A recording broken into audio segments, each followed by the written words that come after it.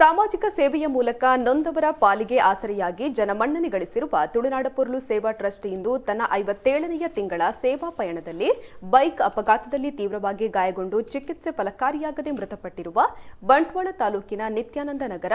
ಮೊಗ್ದಾಲ್ ಗುಡ್ಡೆಯ ವಿನಯ್ ಅವರ ಕುಟುಂಬಕ್ಕೆ 25,000 ಚೆಕ್ನ ಧನಸಹಾಯ ಮತ್ತು ಕಳೆದ 1 ವರ್ಷದಿಂದ ಬೆನ್ನು ಮೂಳೆಯ ಕ್ಯಾನ್ಸರ್ನಿಂದ ಬಳಲ್ತಾ ಇರುವ ಮಂಗಳೂರಿನ ಬಿಜಯ್ ನೂರೋಡ್ ನಜ್ರತ್ ಕಾಂಪೌಂಡ್ ಬಳಿ ವಾಸಿಸ್ತಾ ಇರುವ ಮ್ಯಾಕ್ಸಿಮ್ ಡಿಸೋಜಾ ಇವರ ಚಿಕಿತ್ಸೆಗಾಗಿ 20,000 ಧನಸಹಾಯ ಹಸ್ತಾಂತರಿಸಲಾಯಿತು. ಕಳೆದ 56 ತಿಂಗಳಿನಿಂದ ಸೇವಾ ಪಯಣವನ್ನ ಮಾಡ್ತಾ ಬಂದಿರುವ ಈ ಸಂಸ್ಥೆಯು ಇದುವರೆಗೂ 42 ಲಕ್ಷಕ್ಕೂ ಅಧಿಕ ಧನಸಹಾಯದೊಂದಿಗೆ